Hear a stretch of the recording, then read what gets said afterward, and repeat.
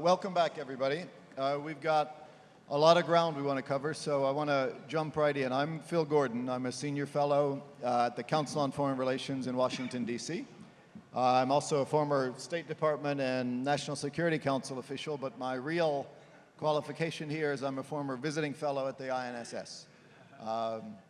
And I'm delighted to be back for this panel. And let me just say a word what this panel is.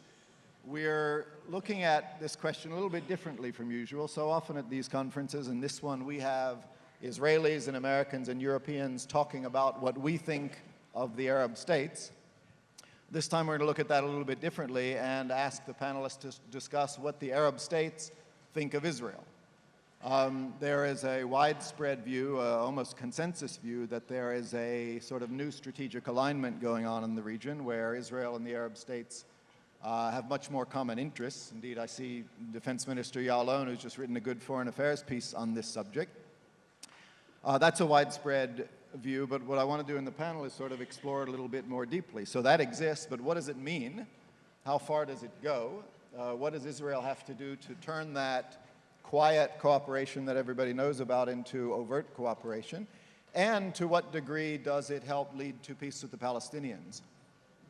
And on that, I could quote the Prime Minister, who has often said that Prime Minister Netanyahu says he used to believe that the path to better relations with the Arab world and normalization passed through a deal with the Palestinians. And now he has come to think it may be the other way around, that the path to a deal with the Palestinians passes through better relations with the Arab world. So I'd also put that to the panelists. To what extent do you think that is true? We have a great panel lined up to discuss this set of issues. And first, I'll just very briefly introduce them because I think you have their bios. But to my right is Dr. Abdullah Swalha, who is the founder and director of the Center for Israel Studies in Amman, Jordan. He's got his PhD from Cairo University and has worked in the government spokesman office. So we're delighted to have you here. It's great you could come and give us an authentic Jordanian view on this subject. Gilles Kepel is to my left, I think also well known to everybody here, a professor at the Institut d'études politiques in Paris, Sciences Po, well-read or widely read author on the Arab world and Arab thinking, so another very well-placed panelist to join us and share his perspectives. Further to the left, geographically if not politically, is my old friend Khalilzad, back from the days when Democrats and Republicans used to talk to each other in Washington. And we continue to talk, but not many others do. But Zal, as I think you all know, was not just a senior National Security Council official in the Bush administration, but our ambassador to Afghanistan, Iraq, and the United Nations. So it's great to have Zal. And then Tom Friedman, you know and have heard from, obviously not just as a columnist from the New York Times who has traveled extensively and knows the region thoroughly, but most recently and quite famously has spent some time in Saudi Arabia, which one might argue is probably the key piece to this puzzle, and we'll really be interested in Tom's view on that.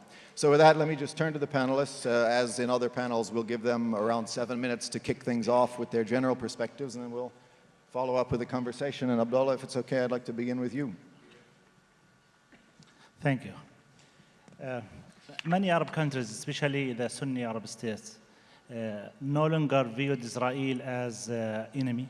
Instead, it's perceived as ally or a friend, or at least potential friend. In light of the dramatic change in the geopolitics of the Middle East, Israel and Sunni Arab states found themselves for the first time on the same side against common threats. In light of the Iranian aspiration to build its Shiite empire from Tehran to Beirut, in light of the growing of the jihadist groups and other terrorist groups in the region, Sunni camps and Israel looking to find a new alliance to encounter these challenges. This, in general, basically the feature of the relationship between Sunni Arab camps and Israel. But if you dig a little deeper, you will find three controversial and important facts. One is this rapprochement is very secret and only occurring behind the scene. Arab states don't want to do any kind of normalization in public. Israel's in turn respects the willing of the Arab states. And the biggest loser of this approach are the people of the region. And unfortunately, the winners of this approach are anti-normalization activists, BDS movements, and the enemies of the peace. The number two is regard to the level of interaction. What we have seen is interaction between government to government. There is no civil society engagements. There is no people-to-people connections. And I think without letting our people know about this partnership between Israel and Sunni Arab state, we will lose the support of our people, and we will not be able to achieve any success in the process of breaking the barriers between two nations or narrowing the gaps between two sides. Number three is the common threats is not strong enough to build this alliance. In addition, we have to build a network of mutual interests based on energy, and water, and technology, and railways, and so on. And I think this is very important to do in this momentum, because without bringing the people to know about the importance of this alignment, we have to do this, we have to translate or translate this cooperation into ground. And we have to do what the European did in 1950, when, the Schuman Declaration, when they concluded that pooling the steel and coal production would make the war between France and Germany not merely unthinkable, but also impossible. So we need to work on the ground to take all of these issues together and to work parallel with common threats and the mutual interests. So, and I have a question about the common threats. Making Iran the only component of this alliance is not enough, because if the Malali regimes collapse, what will happen between Israel and Sunni states? This is open question. How we can deal if the Malali regime collapse, if we defeated ISIS or other terrorist group, if we don't have, it's impossible to live without enemies, but at least if the Gulf states and Sunni Arab states feel that the Iranian threat is not serious enough, or the other terrorist group not serious enough to bring two sides together. Thank you. Great. Thanks so much, Abdullah. Lots we'll want to come back to. Thank you. Interesting. We'll follow up on a lot of that. Gilles, address whatever piece of it you like, but I hope in particular you can address not just the Arab states, but the Arab people. You read the press, you see a lot of people, and especially following up on Abdullah's remarks about the lack of people-to-people context, I'd be interested to hear your view on that. Thank you very much, Phil. Thank you, Abdullah, for your remarks. Well, common wisdom is that, now there is Iran and his proxies are everybody's foes. And that Arabs could reconcile with Israel on that to an extent, even though the people don't do it, the states do.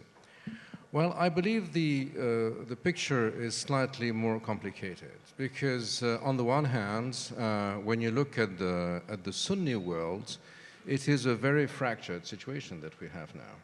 And it is much easier nowadays to put Palestinians and Israelis in one room than to put Qataris and Emiratis, not to mention, of course, Saudis and Iranians. In Libya, for instance, the fight between UAE-backed Marshal Haftar and Qatari-backed Fajr Libya, the Libyan Dawn in Tripoli, has caused tremendous casualties.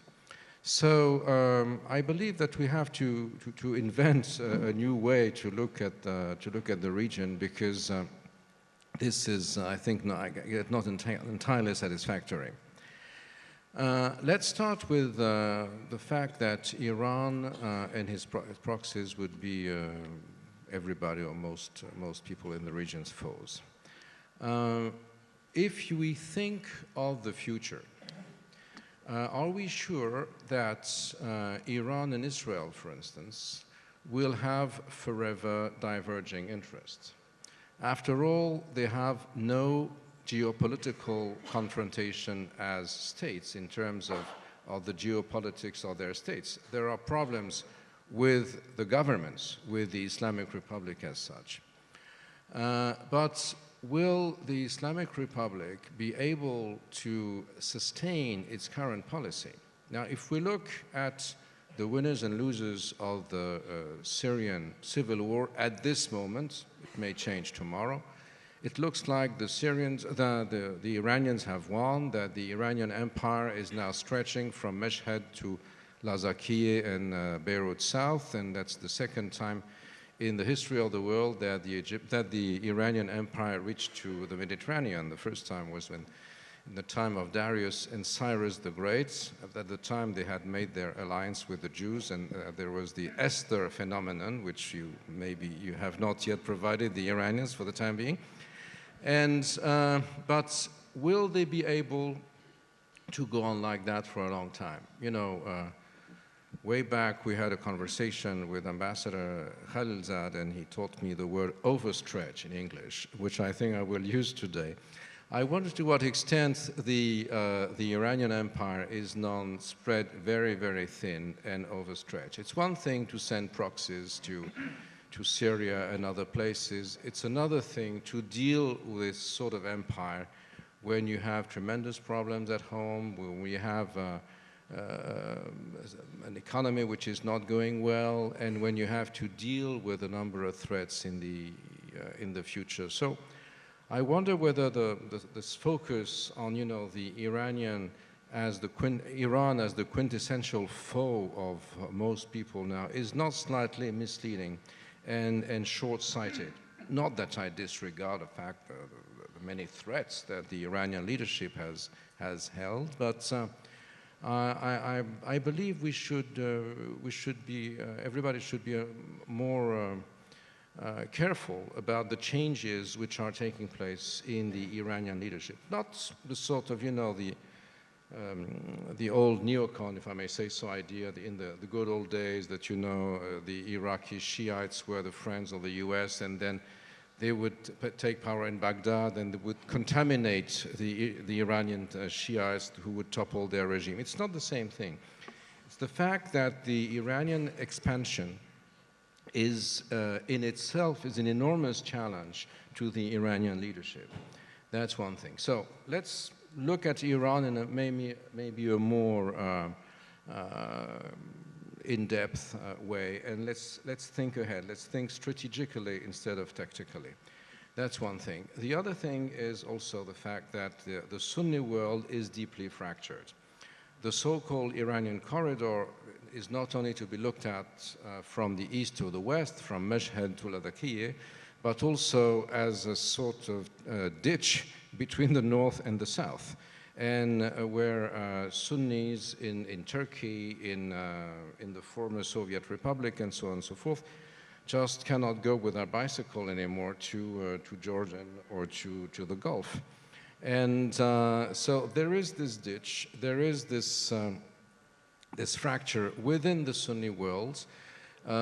Where does Turkey stand in that? Is it a real friend to the Sunnis in general?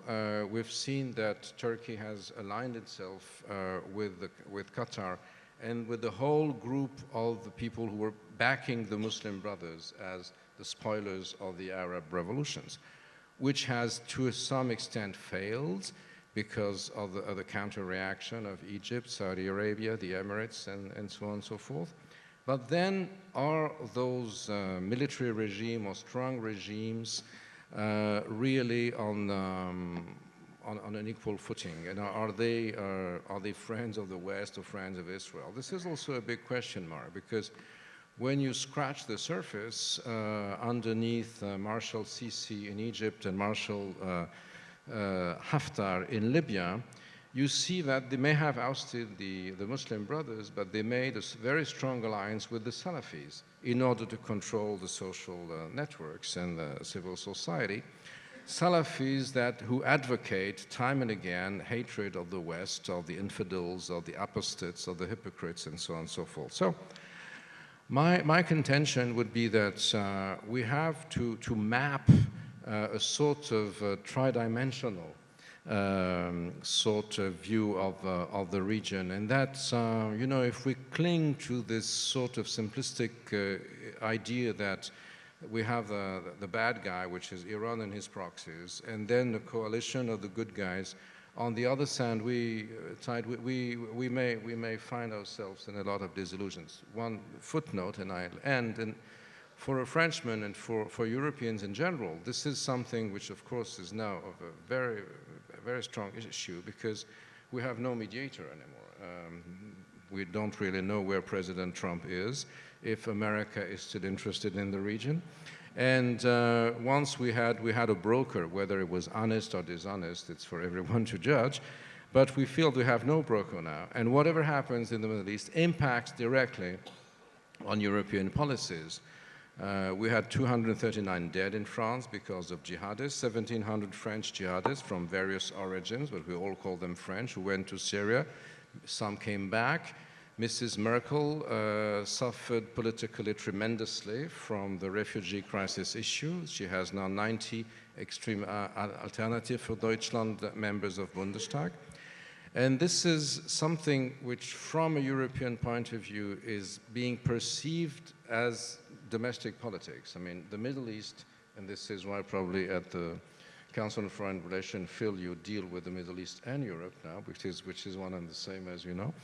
And this is something that I believe has to be put into our software, because we're facing something totally different and from what we used to in the past. And I'm not sure we're well equipped enough to deal with this challenge, and resorting to simplifications, I believe, is maybe satisfactory on the short term and or a tactical thing, but will clog the future. Thank you. Great, thanks. And Gilles. Thank you. So, Zal, Gilles' interesting comments on Iran in some ways a nice segue to what I wanted to ask you, because the premise, more than anything else, of the new Israeli relationship and strategic alignment in the region is about Iran.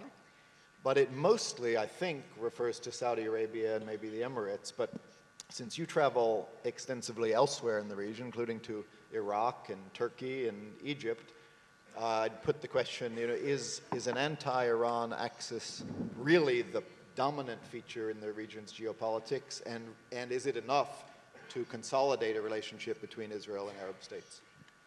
Well, thank you. It's great, first of all, to be here. I think that in terms of the region, the key issues really are one... Into the mic more, just more directly. Okay. And the three important things that I observe as an opening shot would be, first, what's really important is the reform in Saudi Arabia. The positive attitude towards Israel that has emerged, mostly under the table, but some above the table, is part of a broader change that we see in Saudi Arabia due to disillusionment with Islamism that initially started as a counter to Arab nationalism, then to domestic pressures after the takeover of the mosque. The other changes in Saudi Arabia, whether it will succeed, this is a huge undertaking with enormous implications. If it succeeds, it will be positive for a relation with Israel and for Saudi Arabia, for the future of the Sunni Islamic world. So that is important, and I think they don't see Israel as a threat. That is true. They would like to improve relations, but there is some limits to it, as was said before. Already there is some grumbling that I hear when I visit there that Israel is not strong enough, for example, or tough enough or aggressive enough in dealing with Hezbollah, for example, which the Saudis would like to see happen. Second issue second issue of great importance, in my judgment, is Iran.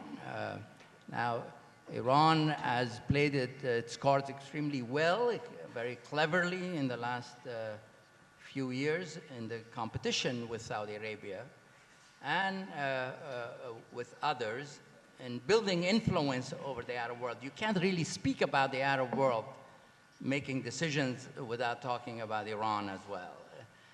You can't really talk about Iraq making decisions without Iran. And I believe that Iran is seeking to reshape Iraq, to turn the PMUs, the popular militia forces, into another Hezbollah. Whether it will succeed or not, their counter pressures will be very important. Also, Iran has sought to diminish our influence in the Kurdish region. The recent referendum, which was very badly handled by the Kurds, has given them an opportunity. So we see in Iraq, in the recent period, a negative story from my point of view of an Iran that is much stronger relatively than others. And we have some presence there that we will sustain it. We will have to see. So I think Iran is determined to build a corridor, maybe more than one, across Iraq and Syria. They have now access through the Sunni areas of Iraq. They are working very hard to get the same through the Kurdish region because they don't entirely trust the Sunnis. So the struggle over Fish Khabur, which may be a small town for a lot of people here, is very meaningful. Who controls that border, whether it will be the Iranian-supported militias or the Kurds who have relations with us, although, as I said, they're somewhat disappointed in us and are building relations now with Iran. The other key player whose future is uncertain and therefore one has to be very careful about being very positive about relations is that of Turkey. Where is Turkey going? The state of relations with the West is in serious trouble. Relations with Iran and with Russia is improving. Should Turkey go wrong, should it bandwagon with Iran or Russia, I would call Turkey a swing state, a state whichever way it goes could have a huge implication, and it is not playing the balancing role vis-a-vis Iran and that it used to, that we all counted on. So to say, yes, things are good, look positive towards Saudi Arabia. Things are, maybe there are domestic weaknesses, the ditch that was talked about.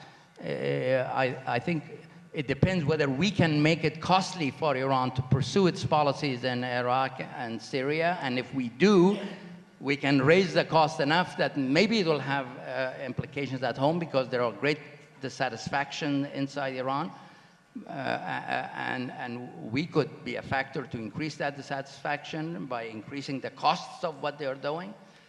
And whether we can prevent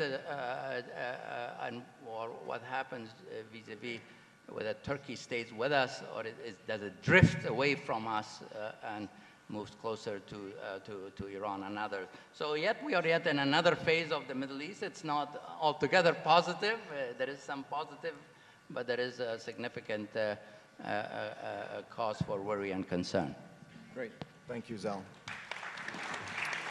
And so, Tom, as you take the floor, I'll just repeat that Bibi quote that I quoted earlier because I'd be interested in your reaction to it. Does peace with the Palestinians pass through normalization with Arab states? Or does normalization with Arab states pass through peace with the Palestinians? Or is that not the right way to think about it? The short answer is it's the latter. I think Abdullah said it exactly right. But let me get to your question, Phil, by trying to again start at 30,000 feet, because I think if you don't understand the global context within which all these states are acting, you really can't analyze their individual behavior. So I would argue that the 50 years after World War II were a fantastic time to be a weak little state, or in fact a weak big state. First of all, you had a global system defined by two superpowers who would throw money at you, build your dam, build your school, build your army, give you foreign aid, educate your kids at Patrice Lumumba University in Moscow or the University of Michigan in America. You could be Syria and lose 3 wars to Israel, and someone was there to rebuild your army the next day. Climate change was very moderate. Most countries had a demographic dividend, lots of young people, few old people, and China was not in the World Trade Organization. So every country could be in the textile business. It could have a mass number of low-wage, low-skilled jobs and industries. Now, my view is that system ended right around the 2000s with the end of the Cold War. And what defines the world today, what is shaping this region as the world at large, is the fact that we are in a series of accelerations, which I will talk about in a second, that's completely flipped on these states.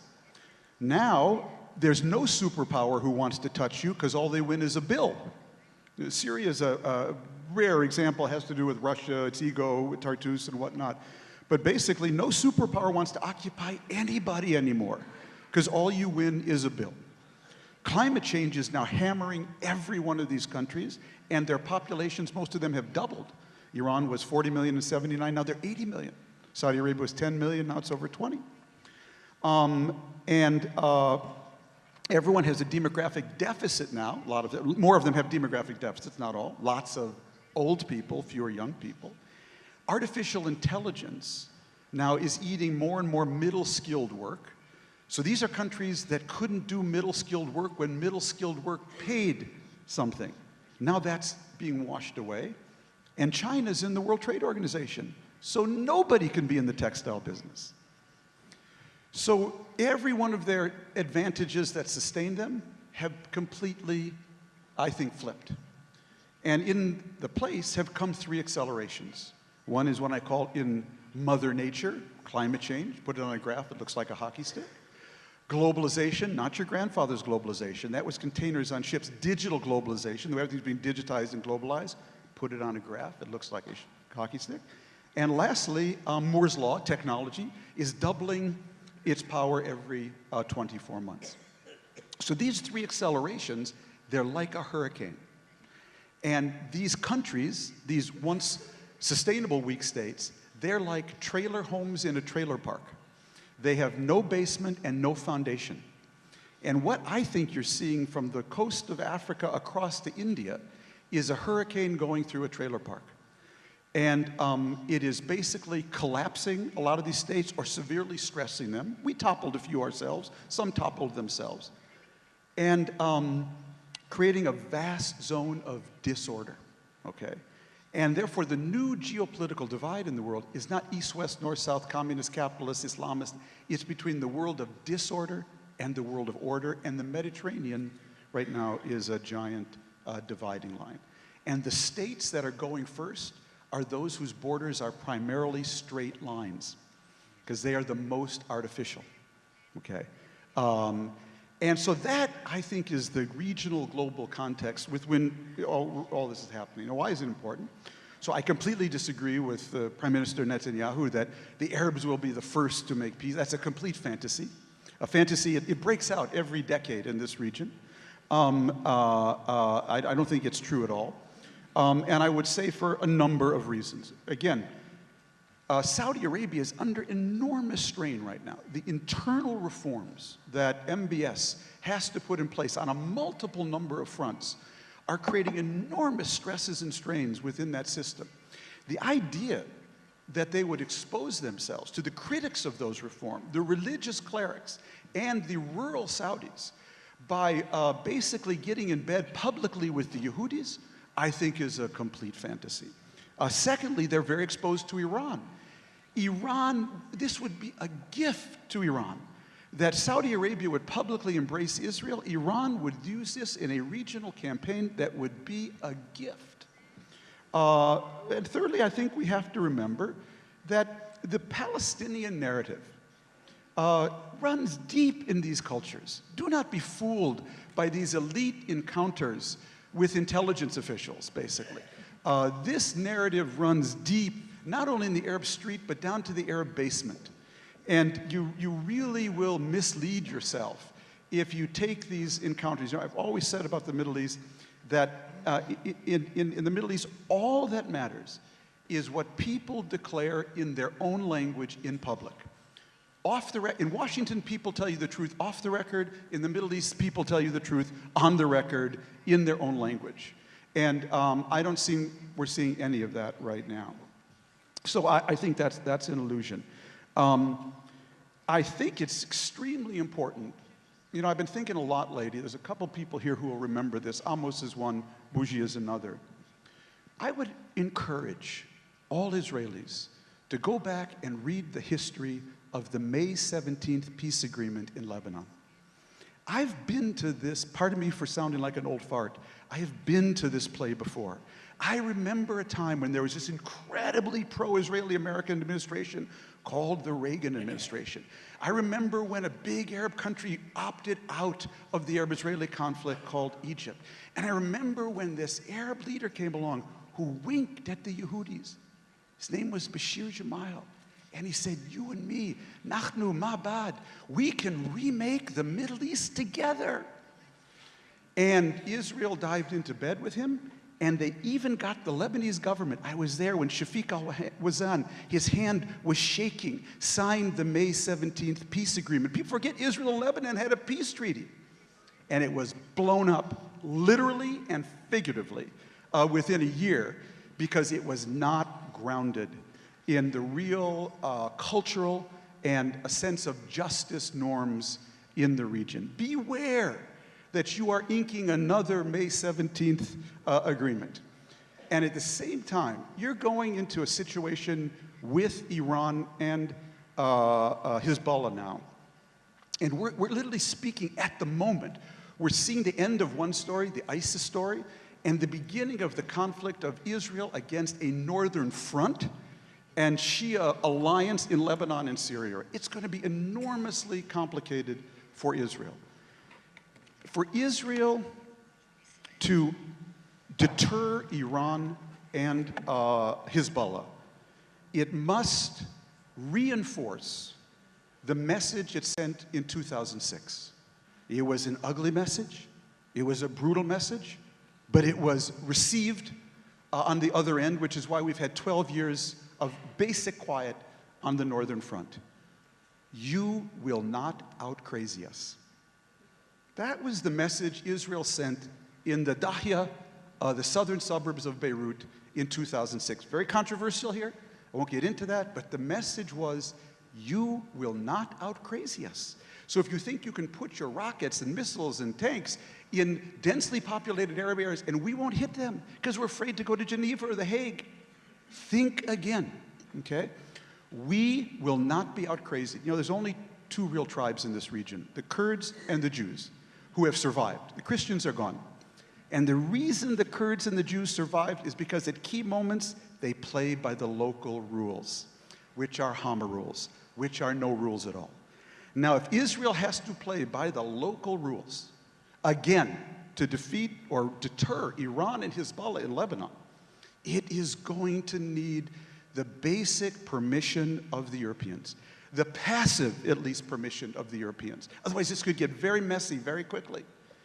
And to think you're going to get that and spurn any kind of Israeli-Palestinian agreement or negotiations is a complete fantasy. So the idea that the Iran story evolves over here and the Palestine story evolves over here and the two are not connected is, in my view, a complete and utter fantasy. Thank you.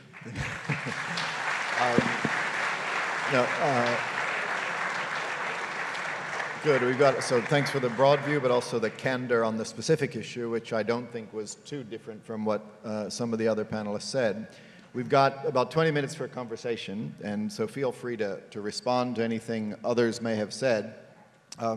But as you think about that or prepare it, let me put a question on the table goes right back to the very beginning and also flows from what Tom just said, which was Abdullah's very first remarks about these relationships being secret.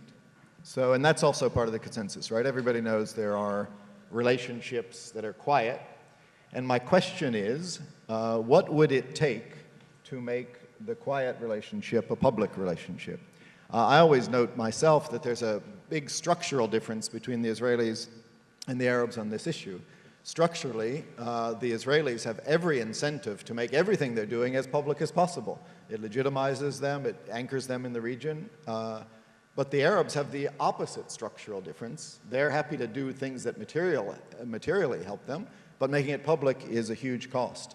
And it's hard to see how to get around that structural constraint. And so starting with you, Abdullah, because you said it, but others as well, if that's the case now, what would it take to close that gap? And if you're the Israeli government thinking of closing that gap, the question you're asking yourself is, what would we have to do to entice these Arabs to be willing to say in public what they tell us when we meet their intelligence officials in quiet? Okay. Look, we must release ourselves from the stereotype thinking about the Israeli-Arab conflict. Now there's an emerging trend in the region. They see the things differently and from several angles. This trend believes that the Israeli-Arab conflict is not the only cause of instability in the region. There is many of reasons in the region. There is a lot of confrontation, and we have to challenge it. We have to put more attention on these issues. So this trend is starting to think that we have to take our interest out of the Palestinian-Israeli context. I will give you two examples, one from Egypt and one from Jordan. Despite the Trump declarations to recognize Jerusalem as the capital of Israel, Egypt or Mr. Abdel Fattah al-Sisi hosted Vice President Mike Pence 2 weeks ago.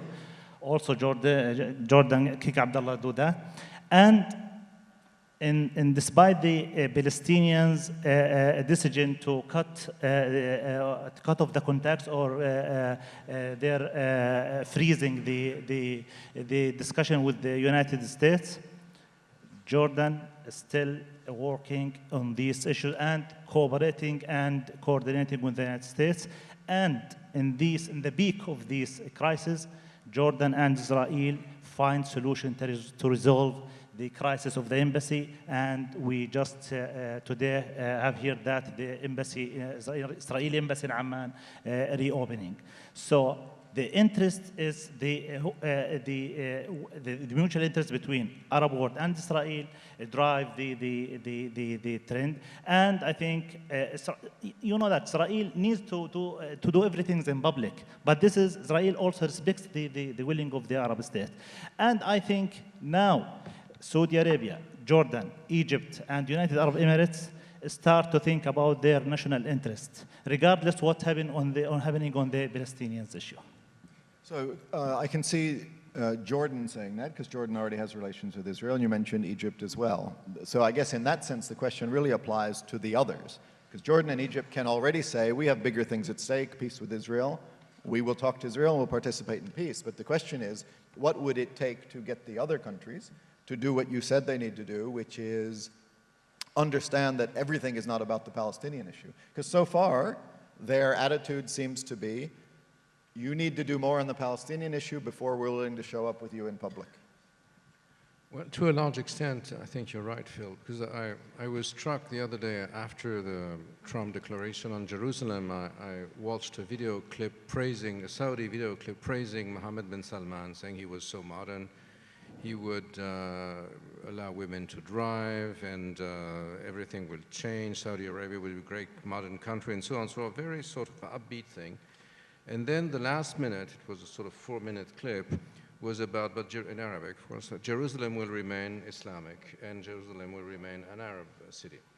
And you know, this is something that you cannot disregard. Not necessarily that all Arabs think that the issue is Palestine per se, but because it is also for many of them an image or a metaphor of their own plight, y compris vis-à-vis their own state, right, and their own elites. And this is something, you know, you wondered whether you had to make peace with the Palestinians in order to make peace with the Arabs, or vice versa. It's almost impossible not to advance simultaneously on the two fields. It's not one before and one after. I think it has to be conducted simultaneously. I think you were disagreeing with what I said, but it was that I would immediately have changed what I said. But not to worry. We know where the real power is. But I think that this is the big challenge today. And we're stuck with this thing that, you know, now it's common wisdom to consider that, you know, the two-state solution is something that belongs to the past, and it's, even though we heard this morning that this is still, you know, the official thinking in the US and Europe and the like, but nevertheless, okay, let's say that it's the thing of the past. What's next? No one has an answer for the time being. And we can't just get rid of the question with a rhetorical escape, right? And so I think this is an issue that we have to reach out to, particularly thinking about the youth in the region. Tom mentioned that those societies were blooming demographically. I mean, in spite of the fact that there is less and less land, people are flocking to the Wahi, to the big suburbs, and so on and so forth. And well, our generation has failed to a large extent, and we have to invest in the leaders for tomorrow. This is something that I think we have not yet been able to come to grasp with.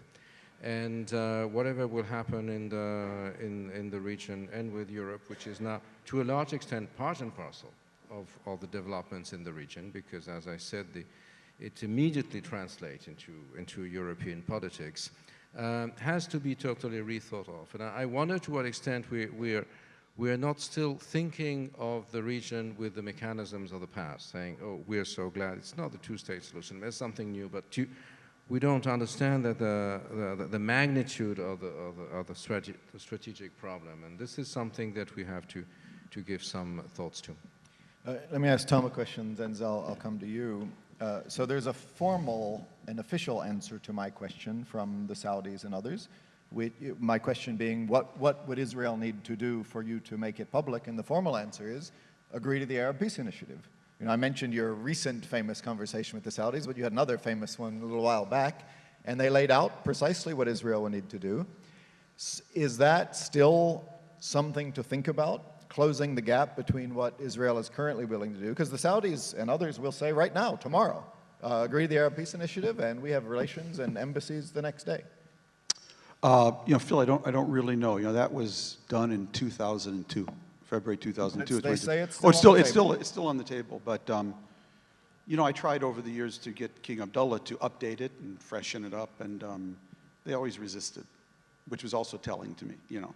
Because I said, you can't just fax it to the Israelis. Why don't you invite Israeli journalists to Riyadh? Why don't you present, you know, why don't you update it? And so that, I'm dubious.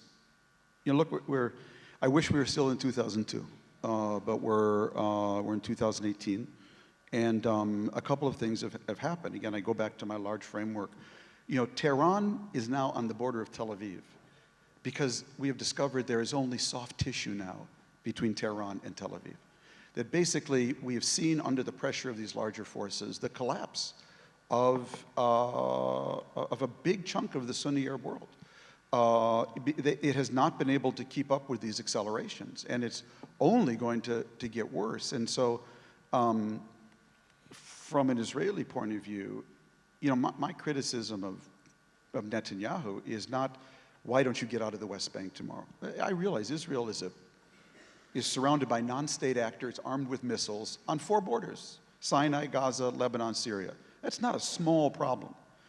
What I find completely missing here from the leadership, and from Netanyahu in particular, you know, I come here and I see the high-tech industry and the Silicon Wadi, and I say, I see Tel Aviv. What an innovative place. What a creative place. Where's the creativity on the peace process?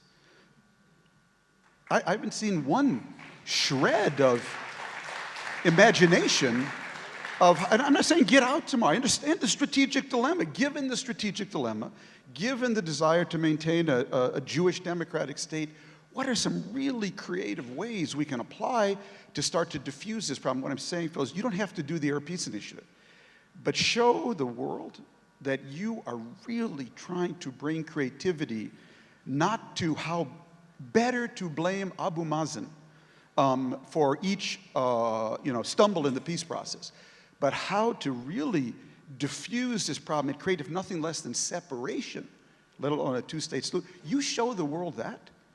People can smell that at 100 paces.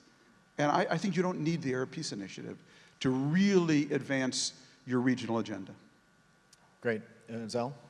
Well, I think there is no question that in the Saudi priorities, building a formal relationship with Israel or having a formal, normal relationship with Israel doesn't rank very high. What ranks higher to them is dealing with Iran, which is a point of convergence, and what they perceive as a neglect by the Obama administration of the Iran problem created the circumstances for Israel and the Saudis to say we need to perhaps cooperate to deal with this issue ourselves, and the internal developments in Saudi Arabia, the success of the reforms, which has huge implications and huge obstacles. And unless one could demonstrate that moving without acceptance of an initiative that doesn't cause them problems on the Iranian front and doesn't cause them problems on the domestic front, but helps with those two, I don't see that they will take that risk. But I see huge potential, significant potential for under-the-table cooperation, particularly in relation with Iran. I don't know how much Israel can do it. Perhaps it can. The Saudi king told us, King Salman, that look, once we get this obstacle of a Palestinian issue out, which is politically resonant, we have a lot of money, Israel has a lot of technology, together we can do wonders. That's what, you were there when this was said, but I think at this point that's not their priority. You know, Phil, can I just add one thing to what Zal said, which is that when the Iran deal was signed, I did a report card, and I gave President Obama an I for incomplete.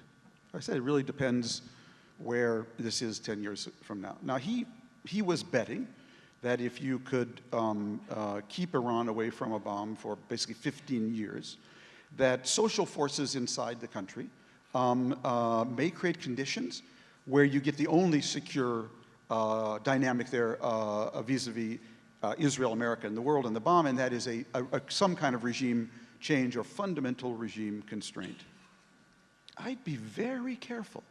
I'd be very careful sitting here today. In fact, particularly in the last few weeks, giving Obama an F. Be careful, because what we've seen in Iran just in the last 2 months, autonomous, essentially revolt in the countryside. If you don't think that has the regime rattled, driven by economic and climate conditions. So be very careful. You may be very glad that Iran was 15 years from a bomb, and these forces, now maybe it won't play out that way, the regime will crush them, I don't know, but I'm sticking with incomplete. I'd be very careful about giving him an F.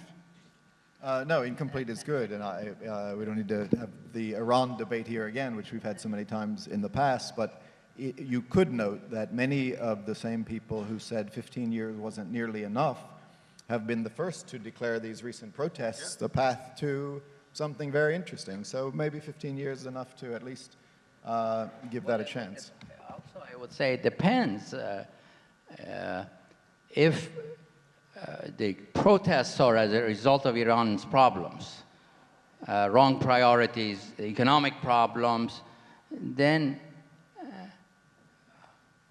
increasing the cost of the wrong policies for Iran in places like Iraq, in places like Syria, that brings about that overextension that we talked about. It doesn't happen autonomously. It depends on policy, on choices that we make, whether we will stand aside, let Iran succeed, or do we add to Iran's difficulties and therefore help by overburdening the regime, showing that its policies are not succeeding, as it isn't internally, that isn't succeeding externally, that would help with the change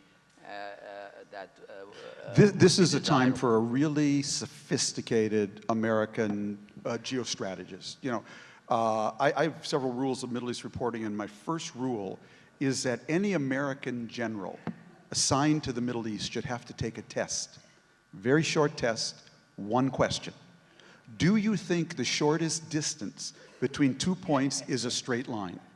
If you answer yes, you can go to Okinawa, Korea, Germany, Japan, but not to this neighborhood. And unfortunately, we don't have a lot of people who know how to scratch their left ear with their right hand. Well said. There is also something we have not at all tackled in this debate, which is Russia.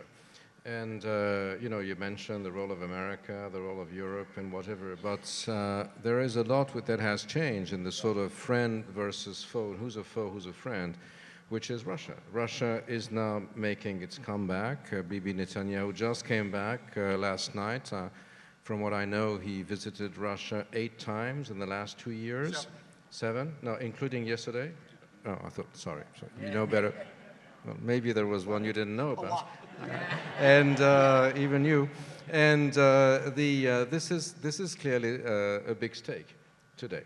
What kind of game is Russia willing and able to play in the region vis-a-vis Iran, vis-a-vis Israel? Because one thing which is very striking is that it looks like from the outside that Israel has an intimate relation with Russia, much more than the US has any kind of whatever friendly or not friendly relation with Russia.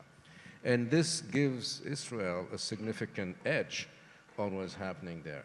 It's about desescalation and whatever, but what is the real political weight of Russia today? And this would be a question for our Israeli friends, but there are none at the table. So I would give Netanyahu, in fact, very high, and the Israeli military, very high grades for how they've dealt with Syria up to now. I think very sophisticated and smart, but we're entering a new chapter now. And I think it requires even more dynamic policy. Yeah, I'm going to give Abdullah the last word in a sec, but Gilles, while you're mentioning outside powers and while you have the floor, very briefly, Europe, if it's not going to be US-led peace process, it's not going to be an outside-in peace process, is Europe going to step in some way? 30 seconds. Well, I had personal experience of President Macron's stopover in Riyadh the other day. I was in his plane, and how, to some extent, France allowed Mohammed bin Salman to get up of the self-inflicted trap he had fallen into. In Lebanon, of course, and taking Hariri out of the place where he was kept, not necessarily at full will. So there's definitely a much wider room for other actors because of the strange, it's not leading from behind, it's leading from somewhere, we don't know, of the US today. And which has to do also with the fact that to some extent Europe is part and parcel of the sort of Middle East, Mediterranean region which is being rebuilt now. Last 30 seconds to Abdullah. For the Iranian nuclear agreement, I think it gave Iran free hands to control for capitals Arab. And regarding the Arab Peace Initiative, I think the first article of this initiative is the full withdrawal from 1967 borders, including the Golan Heights. I want to ask who is from the Arab leaders are ready and accept to hand off Golan Heights to Iran now. I think that's going to have to be next year's panel. Join me in thanking the panel. This is really a terrific conversation. Thank you.